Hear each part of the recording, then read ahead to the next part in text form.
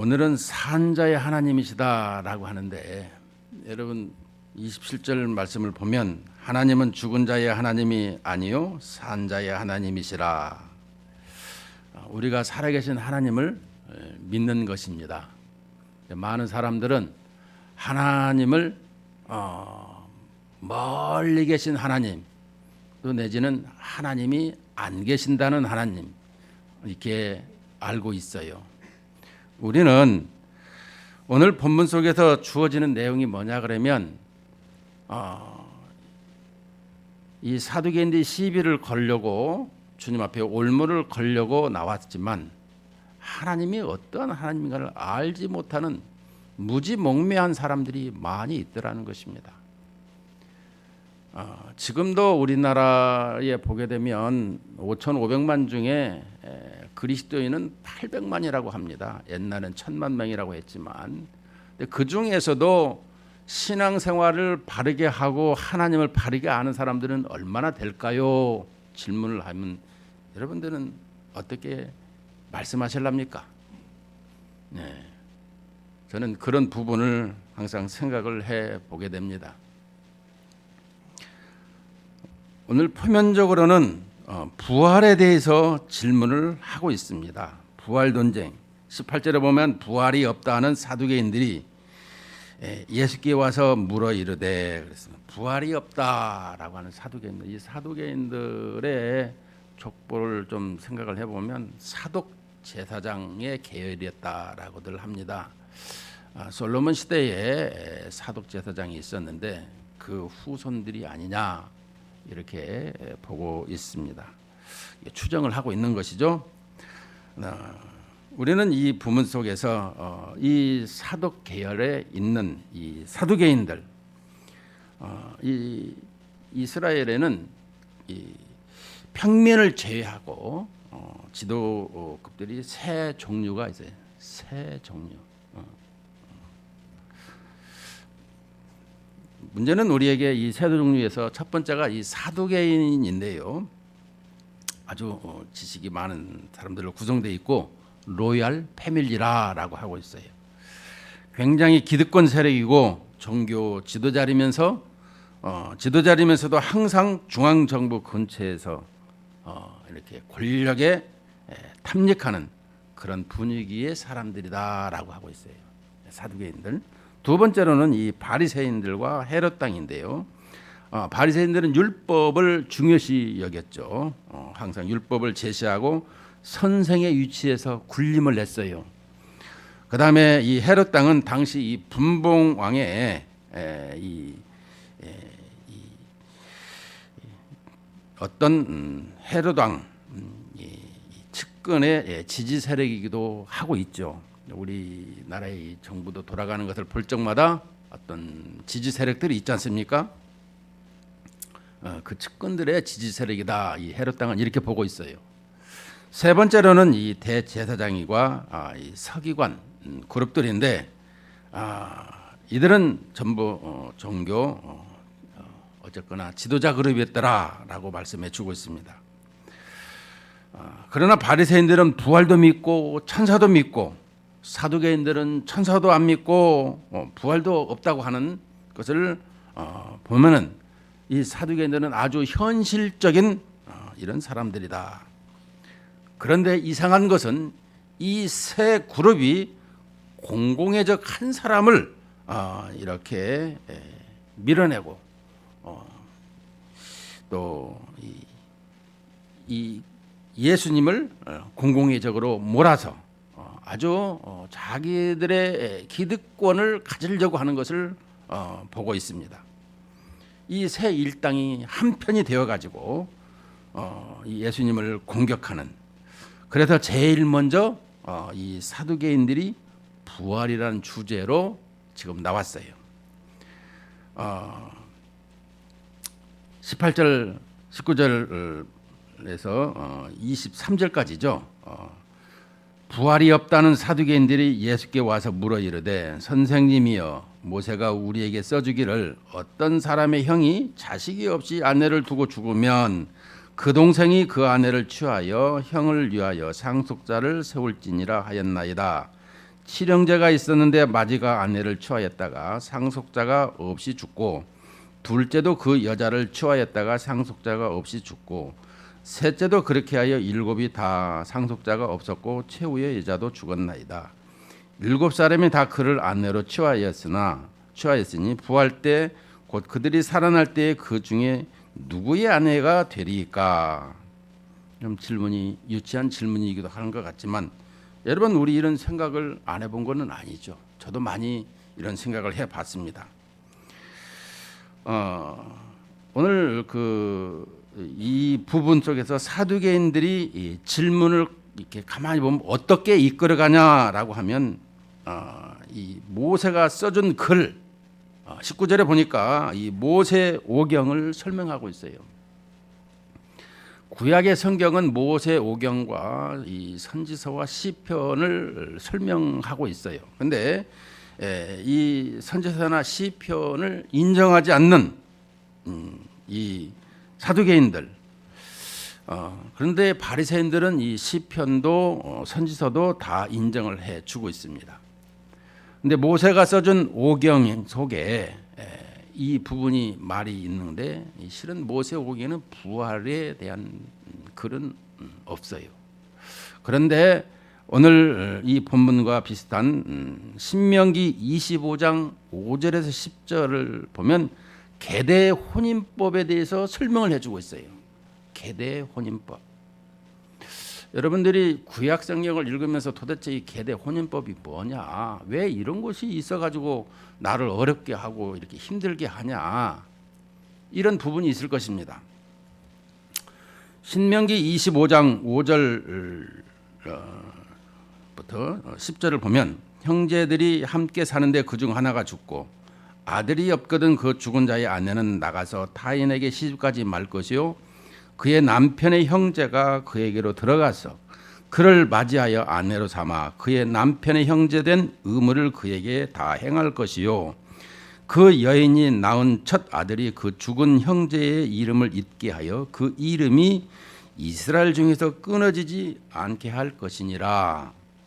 그러나 그 사람이 만일 그 형제의 아내 맞이하기를 즐겨하지 아니하면 그 형제의 아내는 그 성문으로 장로들에게로 나아가서 말하기를 내 남편의 형제가 그의 형제의 이름을 이스라엘 중에 잊기를 싫어하여 남편의 형제된 의무를 내게 행하지 아니하나이다 할 것이요 그 성읍 장로들은 그를 불러다가 말할 것이며 그가 이미 정한 뜻대로 말하기를 내가 그 여자를 맞이하기를 즐겨하지 아니하노라 하면 그의 형제의 하나가 장로들 앞에서 그에게 나가서 그의 발에서 신을 벗기고 그의 얼굴에 침을 뱉으며 이르기를 그의 형제의 집을 세우기를 즐겨하지 아니하는 자에게는 이같이 할 것이라 하고 이스라엘 중에서 그의 이름을 신 벗김 받은 자의 집이라 부를 것이니라.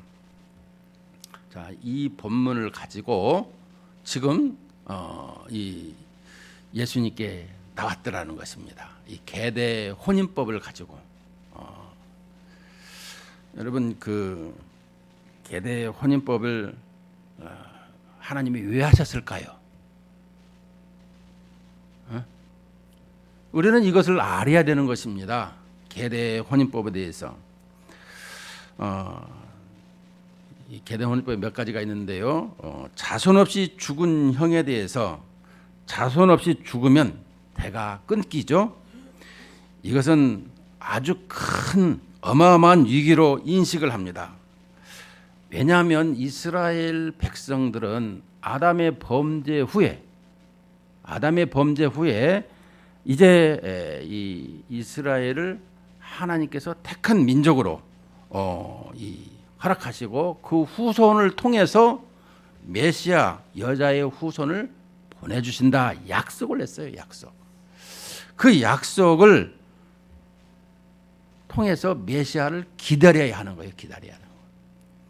우리는 성경을 볼 적에 그때그때 필요한 것만 가지고 있는데 시작부터 끝까지를 쫙 역사를 알고 나면 이해가 쉽게 되고 또 그것을 잘 이렇게 기쁨으로 따를 수가 있는 것입니다.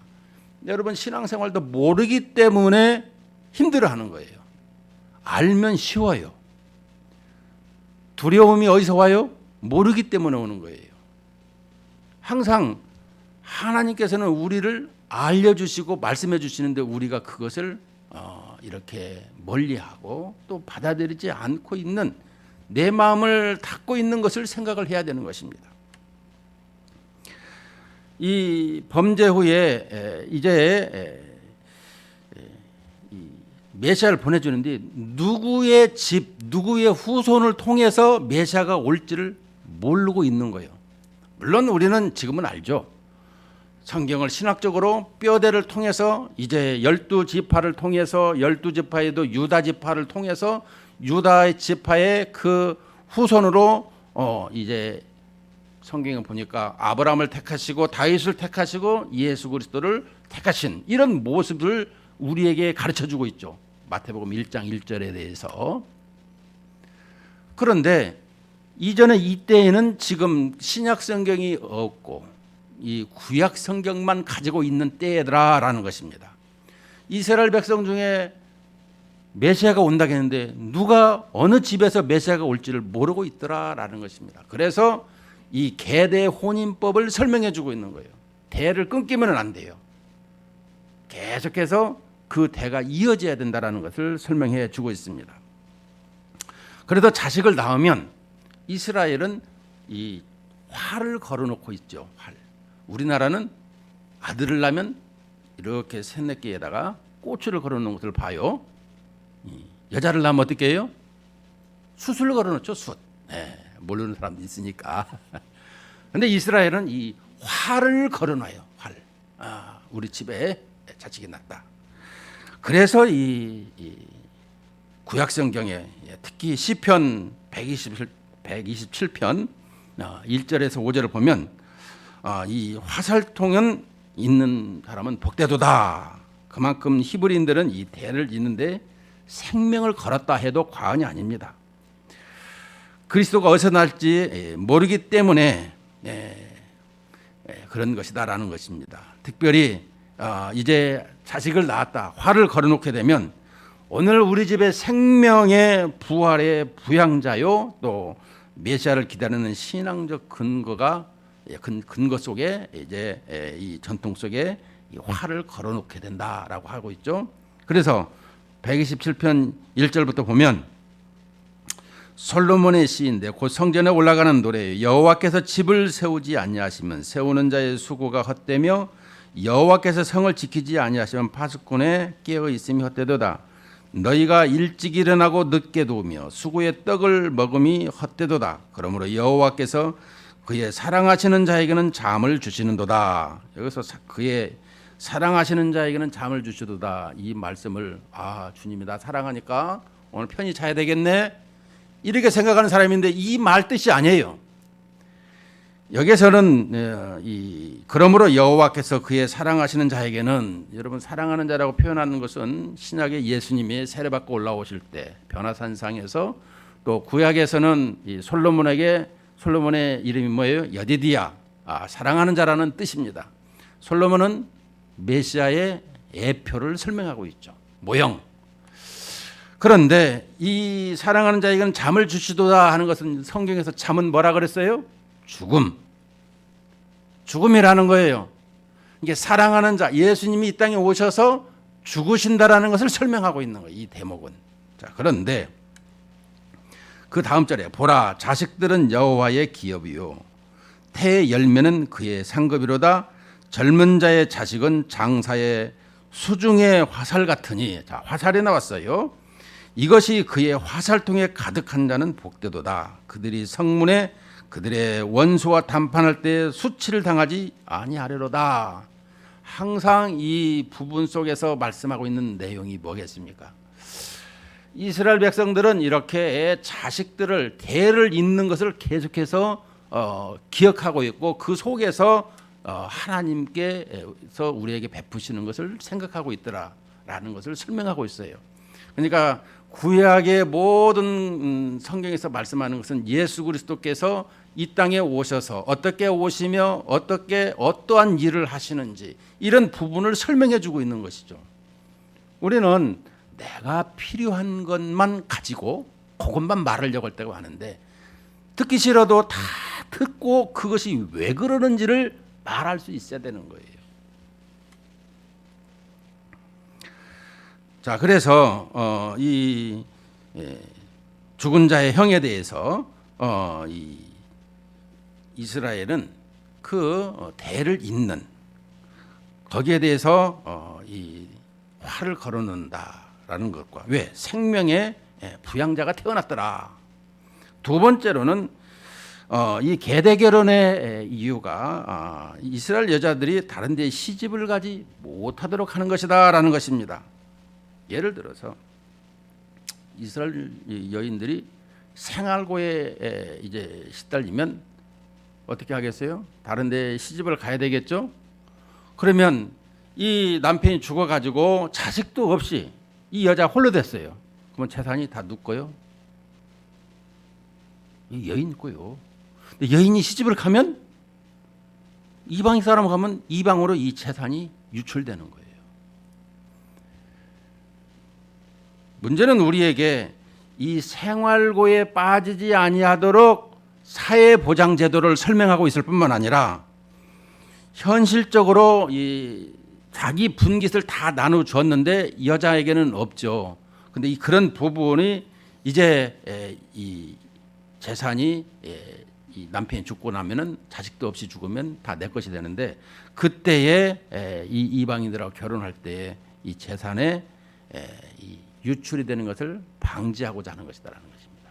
그러니까 자식을 잊고 여자의 그 이렇게 생활고에 허덕이고 하는 그런 약자의 보호, 그 다음에 이 재산에 유출되는 것, 이스라엘에게 주어진 기업, 또 이 율법을 지키는 것, 이런 부분을 계대 혼인법에 안전장치로 다 심어 놓았더라라는 것입니다. 주님께서 그런 것까지 다 살펴주시는데요. 자, 그렇더라면 이 계대 혼인법을 가지고 사두개인들이 질문을 지금 하여서 주님 앞에 올무를 놓았는데 예수님은 어떻게 대답을 하는가를 우리가 잘 보셔야 됩니다. 자, 24절부터 26절을 보면 예수님께서 이르시되 너희가 성경도 하나님의 능력도 알지 못함으로 오해함이 아니냐. 사람이 죽은 자 가운데서 살아날 때에는 장가도 아니가고 시집도 아니가고 하늘에 있는 천사들과 같으니라. 죽은 자가 살아난다라는 것을 말할진대 너희가 모세의 책 중 가시나무 떨기에 관한 글에 하나님께서 모세에게 이르시되 나는 아브라함의 하나님이요 이삭의 하나님이요 야곱의 하나님이로다 하신 말씀을 읽어보지 못하였느냐. 자, 이제는 이제 예수님께서 말씀하시면서 이 반전이 일어나는 것을 설명해 주고 있어요.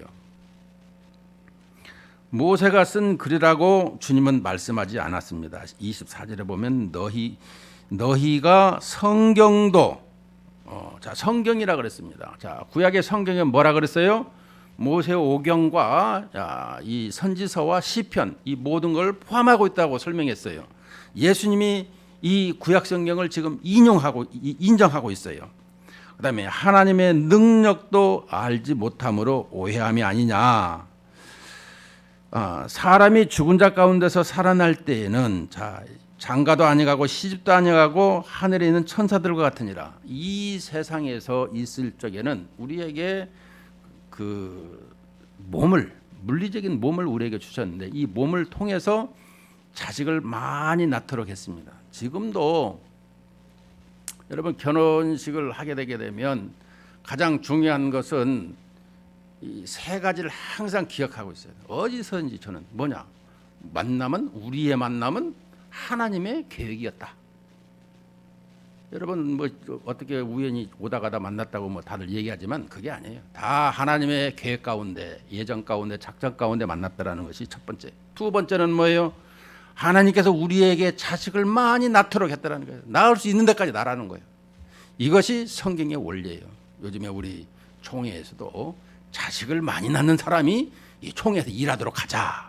또 이런 것을 또 들고 나와서 이번에 목장 기도회 때 보니까 어쨌든 자식을 많이 낳아야 된다는 것입니다. 자식은 많이 낳는 건 하나님의 뜻이에요.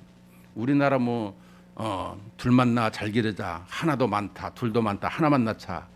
중국도 그렇게 하다가 지금 인구가 줄어가지고 이제는 막 나라 그래요. 또 순풍순풍 나야 된다, 또 이렇게 얘기하고 있습니다.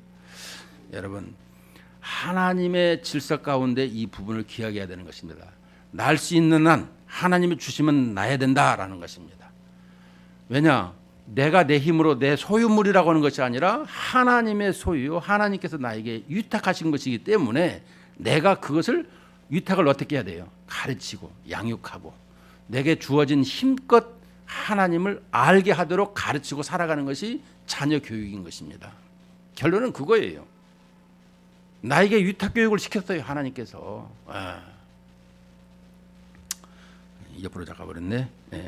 자, 보게 되면 문제는 우리에게 이 25절 말씀을 보게 되면 사람이 죽은 자 가운데서 살아날 때는 장가도 아니가고 시집도 아니가고 하늘에 있는 천사들과 같으니라.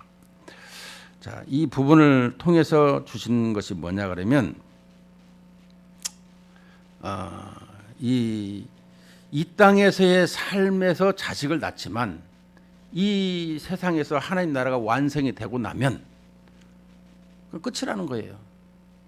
그래서 이 모든 것이 새롭게 변화돼서 천사들과 같다, 이렇게 말씀해 주고 있습니다. 그래서 우리가 이 부활 얘기하게 되면 부활장에 대해서 얘기할 적마다 여러분들이 잘 기억해야 될 것은 우리가 지금 이런 몸의 피조를 가지고 있죠. 그러나 이 부활 때에 주님이 부활하신 몸, 우리들과 똑같은 몸을 가지셨지만 변화된 몸, 고기도 드시고 이렇게 음식도 드시는 주님, 그러나 시공간을 초월하는 이 변화된 몸을 가지셨더라라는 것입니다.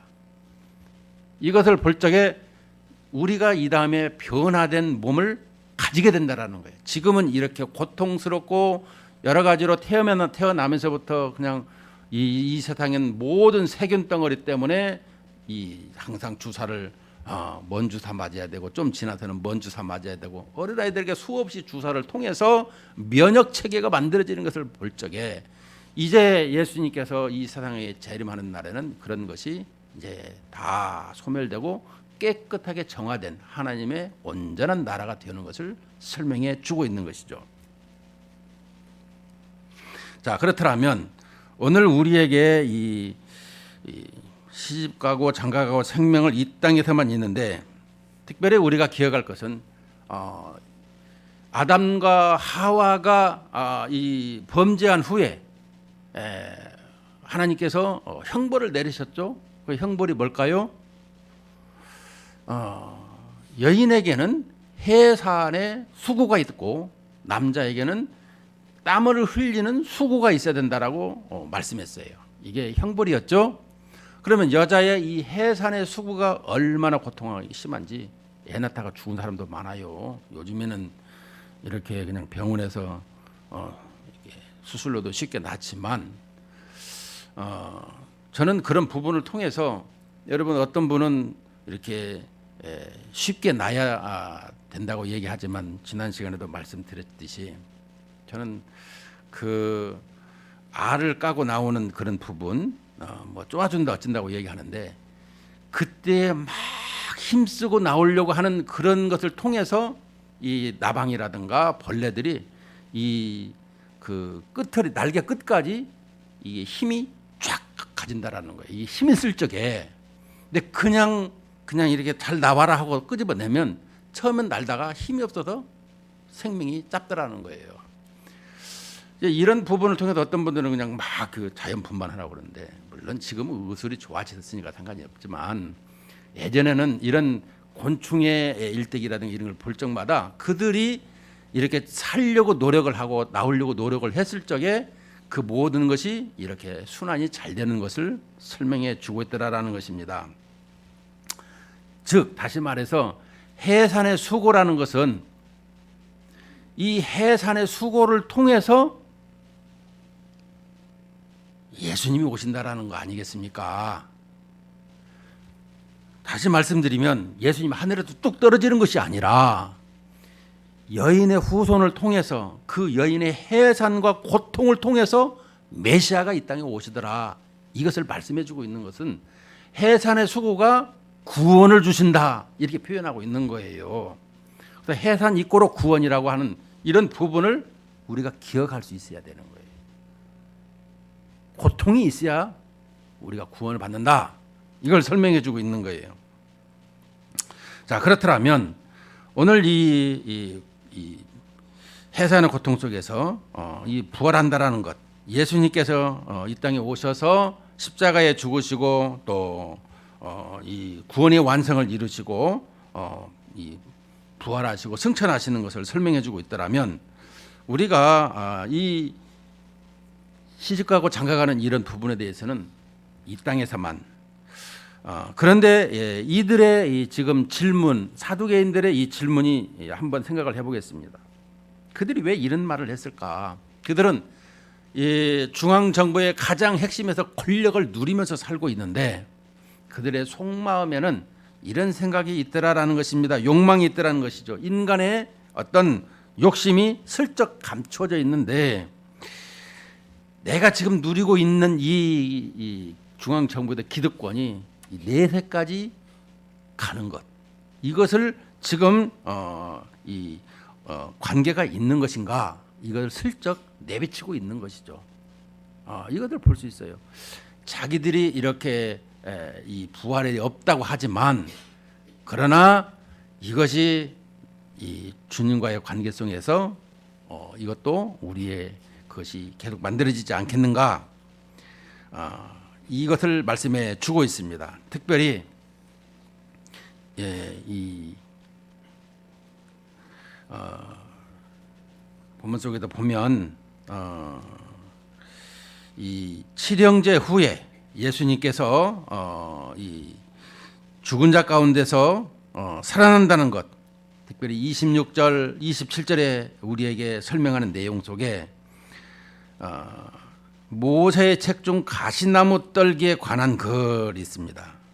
이것은 출애굽기 3장 1절부터 7절 쪽에서 말씀해 주고 있는데 하나님께서 모세에게 이르시되 나는 아브라함의 하나님이요 이삭의 하나님이요 야곱의 하나님이로라 하신 말씀을 읽어보지 못하였느냐. 자, 26절에 이 말씀을 하고 있습니다. 이 말씀이 무슨 내용일까요? 라고 하는 것입니다. 아브라함, 여기서 보니까 하나님께서 모세에게 지금 말씀했어요. 모세를 이렇게 선지자로 부르면서 지금 나는 이 아브라함, 이삭, 이 야곱의 하나님이다라고 하신 말씀을 하고 있는데 이미 그때에 아브라함도 죽고 이삭도 죽고 야곱도 죽은 상태인데 왜 이 말을 하게 되느냐? 그들은 물리적으로 죽었지만 하나님은 영원토록 살아계신 하나님이다라는 것을 지금 말씀해 주고 있는 것이거든요. 자, 그렇더라면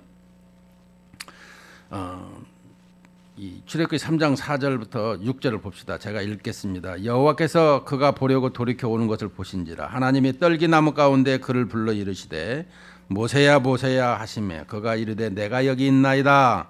여러분, 하나님 부르시면 내가 여기 있습니다 이렇게 답해야 돼요. 하나님이 이르시되 이리로 가까이 오라. 가까이 오지 말라. 내가 선 곳은 거룩한 땅이니 내 발에서 신을 벗어라. 또 이르시되 나는 내 조상의 하나님이니 아브라함의 하나님, 이삭의 하나님, 야곱의 하나님이라. 모세가 하나님 배웠기를 두려워하여 얼굴을 가리매 그랬습니다. 자, 오늘 본문 속에서도 26절에 죽은 자가 살아난다는 것을 말할진대 너희가 모세의 책 중 가시나무 떨기에 관한 글에 하나님께서 모세에게 이르시되 나는 아브라함의 하나님이요 이삭의 하나님이요 야곱의 하나님이로라 하신 말씀을 읽어보지 못하였느냐. 자, 예수님이 누구예요? 하나님의 아들 메시아. 또 우리는 삼일째 하나님의 하나님의 위격의 두 번째 예수님을 말씀하고 있어요. 이 부분을 우리가 기억해야 돼요. 하나님이라는 거예요. 하나님, 창조의 하나님, 우리의 구원의 하나님, 우리에게 있어서 영원토록 우리를 함께 하시는 하나님, 이것을 설명해 주고 있어요. 그런데 27절에서 예수님이 또 말씀하십니다. 하나님은 죽은 자의 하나님이 아니요 산 자의 하나님이시라. 너희가 크게 오해하였도다 하시니라.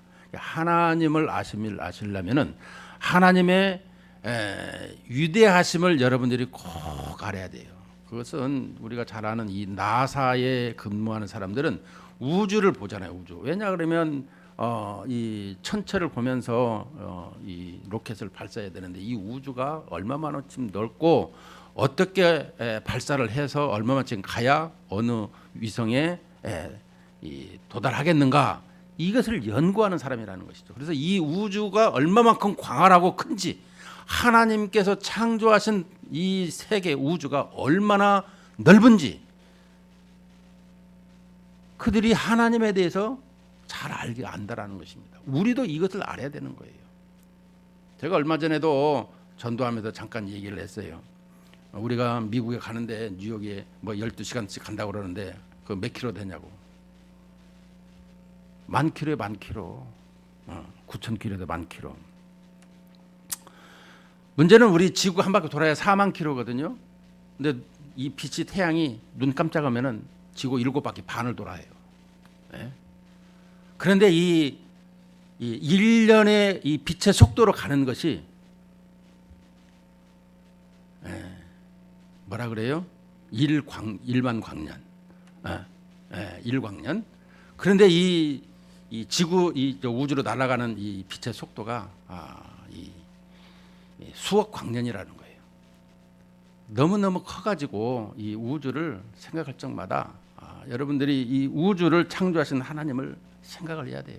그 우주 속에 또 은하계 속에 우리 태양계, 수금주와 목도 천해명, 이것을 이렇게 만들어서 그 지구 속에 태양을 받아서 이렇게 잘 관리해서 지구가 돌아가게끔 만들어 주신 하나님이시라는 거예요.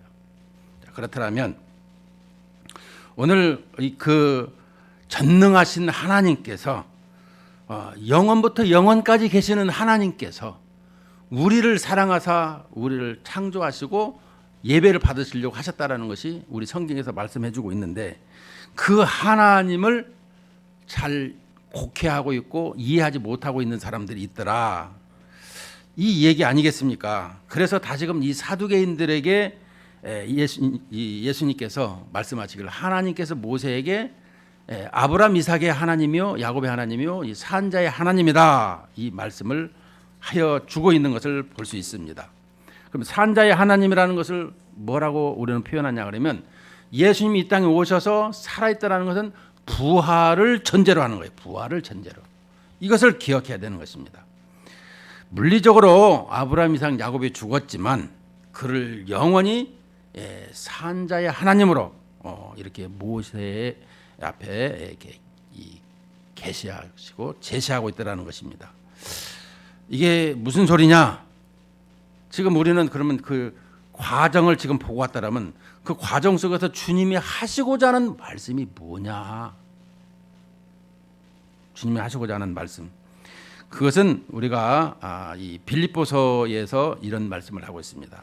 빌립보서 3장 8절에서 10절 말씀에 보면, 또한 모든 것을 해로 여김은 내주 그리스도 예수를 아는 지식이 가장 고상하기 때문이라.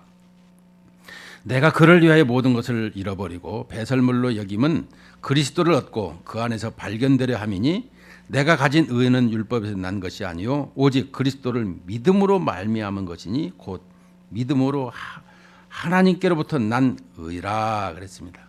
우리가 의는 하나님께로부터 난 의예요. 의롭게 되는 것을 설명. 우리는 불의한 자들이에요. 근데 의롭게 됐어요. 그런데 마지막으로 내가 그리스도와 그 부활의 권능과 그 고난의 참여함을 알고자 하여 그의 죽으심을 본받아. 그런데 그 부활 다음에 뭐예요? 권능, 이 부분을 설명합니다. 그 권능과 그 고난의 참여함을 알고자 하여 그랬습니다. 바울은 스펙이 참 좋은 사람이죠. 우리가 말 안 해도. 그런데 그가 배설물로 여기고 그랬습니다. 이 스펙이 필요 없더라는 거예요. 그리스도에 대해서 얻는 것이 가장 귀하고 복된 때다. 이것을 설명해 주고 있습니다. 자, 그렇더라면 오늘 우리에게 이 부활의 권능 얘기하고 있습니다. 부활의 권능. 부활의 권능이라는 건 뭐예요? 권세라고도 하고 권력이라고도 합니다. 여러분 사도 요한이 이 계시록 6장 10절에 보면 큰 소리로 불러 이르되 거룩하고 참되신 대주제여, 거룩하고 참되신 대주제여, 땅에 거하는 자들을 심판하여 우리 피를 갚아주지 아니하시기를 어느 때까지 하시려 하나이까. 자, 우리가 이 계시록을 보면서 사도 요한에게 대주제라는 단어를 쓴 내용을 들려주는 이유가 뭐냐? 결론은 이것입니다. 당시에 로마의 황제를 통해서 이 지난 시간에도 배웠듯이 화상과 형상과 글, 가이사는 신인이다라고 한 것을 지난 시간에 말씀했어요. 그 로마 황제의 보좌에서 나오는 것이 뭐냐 그러면 항상 이 통치와 영광과 이 심판을 함께 가지고 있어요. 여러분, 우리가 부활을 얘기할 때 부활 어떻게 생각하십니까? 부활을 생각할 때 물리적으로 죽은 낙에 살아난 것이지, 여기까지는 다 알아요. 부활에 대해서. 그러면 부활을 가지고 어떻게 살아야 되느냐, 이걸 얘기하게 되면 주저주저하는 사람이 있어요. 자, 이걸 날 봐요. 졸지 말고. 뭐냐 그러면 황제의 보좌에서 통치가 이루어지고 전 세계를 통치하고 있는 것, 그 다음에 거기에 통치와 영광이 드러나고 잘못된 것은 심판이 일어나는 것이 이 로마 황제를 통해서 일어나진 것인데, 사도 바울은 그렇지 않다. 계시록 6장 10절에 큰 소리로 이르되 거룩하고 참되신 대주제여, 하늘의 보좌에서 통치가 이루어지고 영광이 이루어지고 심판이 이루어지는 것이지 이 세상에 이루어지는 것이 아니다. 이렇게 지금 표현하고 있는 거예요. 결론을 말씀드리면 우리가 이 세상에서 부활 신앙으로 살자라고 얘기를 했어요. 자, 부활 신앙으로 살자는데 부활 신앙이 뭐냐? 하나님께서 통치하시고 하나님께서 영광을 받으시고 하나님께서 심판을 하시는 것을 설명한다라면 우리나라 이 정부에서도 통치하고 있고 이 잘하는 영광을 받았고 잘못되면 심판을 법을 행사하는 거 아니겠습니까? 우리가 부활의 능력이라고 한다는 것은, 부활의 권력이라고 한다는 것은 이런 것을 가지고 우리는 살아간다는 거예요. 이미 부활을 통해서 하나님의 보좌에 우리가 앞에 앉았다고 에베소 2장 6절에 설명하고 있어요. 이런 부활의 권력을 가졌어요. 우리가 다. 이 권력을 회복하지를 못하고 비리비리하고 있다는 거예요. 항상 그리스도인으로서 당당한 모습을 가지고 살아야 된다. 이걸 설명해 주고 있어요. 부활의 권세, 부활의 능력, 부활의 권력, 이것을 설명해 주고 있는 거예요. 어디 가서든지 하나님의 통치로 말미암아 내가 살아가고 있다. 이게 너무 희박하다라는 거예요. 우리는 이런 부분을 이 교회당 안에서뿐만 아니라 교회 밖에서 세상에서도 우리는 이것을 기억을 해야 되는 것입니다. 우리는 그 고린도전서 말씀을 보면 4장 9절에 내가 생각하건대 하나님이 사도인 우리를 죽이기로 작정된 자같이 끄트머리에 두셨음에 우리는 세계 곧 천사와 사람에게 구경거리가 되었노라 라고 하고 있습니다. 천사와 사람들에게 구경거리가 된대요. 끝은 세상 끝날 때. 이것은 무엇입니까? 우리가 그리스도인으로 살아가려고 한다면 구경거리로 살아가게 되더라라는 것을 보게 된다라는 것이죠. 성경이 가르치고 있어요. 그래서 우리는 어떻게 하든지 사람에게 모난 사람이 되지 않으려고 세상에 짝하고 적당하게 넘어가려고 하는 그런 경향이 있더라는 것입니다. 그런데 세상은 우리 그리스도인들이 복음으로 말미암아 그들에게 이 전파되어야 되고 그들이 돌아오도록 회복되어지도록 해야 할 세상이라는 것을 우리는 기억한다면 우리가 세상에 쫓아가면 안 되는 거예요. 세상이 우리를 쫓아오도록 해야 되는 입장을 가지고 있는 것이죠. 어떻게? 부활의 권력으로.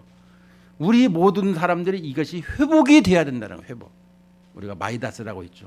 그냥 손만 대면 그냥 황금으로 변하고, 손만 대면 뭐든 바뀌고. 우리의 손이, 우리의 입술이, 우리의 행함이 복음으로 말미암아 많은 죽어져 가고 있는 이 세상. 여러분, 세상은 바다라고도 하고 죽음이라고도 하고 냄새 나는 것이다라고도 하고 그래요. 네가 죽어야 내가 산다라는 것이 이 세상 논리인 것입니다. 이 세상에서 우리가 살아가면서 볼 때마다 썩은 냄새가 진동을 하고 있는 거예요. 여러분, 노아의 홍수 때 왜 하나님께서 심판하셨다고요? 영혼이 없으니까 다 죽어있는 냄새 나는 사람이었더라는 것입니다. 우리는 하나님과의 관계가 회복되어서 다 살아있는 사람들이에요. 그렇다면 죽어있는 사람들에게, 그들에게 가서 우리가 회복되어지는 역할을 할 수 있는, 우리는 권력을 가지고 그들에게 가야 된다는 거예요. 그런데 세상은 우리에게 뭐라고 하느냐? 성경에서도 가르치는 구경거리가 된다라는 것입니다. 우리들이. 그런데 구경거리가 될지라도 성경에서 성령께서 우리에게 말씀하시기를 새 힘을 주시고 능력을 주시고 그때마다 복음으로 말미암아 새롭게 변화된 삶을 살아가도록 하나님께서 이끄시더라라는 것입니다. 기쁜 소식, 행복한 소식, 즐거운 소식, 생명의 소식을 증거할 때마다 놀라운 역사가 일어나게 된다는 것을 말씀해 주고 있는 거예요. 여러분, 우리 그리스도인들은 말씀대로 살면 구경거리가 되지만 나와 함께하고 있는 성령을 통해서 내가 부활의 능력이요 권력을 가지고 이 세상을 살아가는데 통치와 권세와 영광과 심판이 모두가 하나님께서 이것을 이끌어 가시고 내가 그것을 믿고 의지할 때마다 승리하게 된다는 것을 말씀해 주고 있는 것입니다. 이 말씀으로 날마다 우리 성도들은 복되고 승리하는 이러한 삶이 되시기를 주의 이름으로 축원을 드립니다.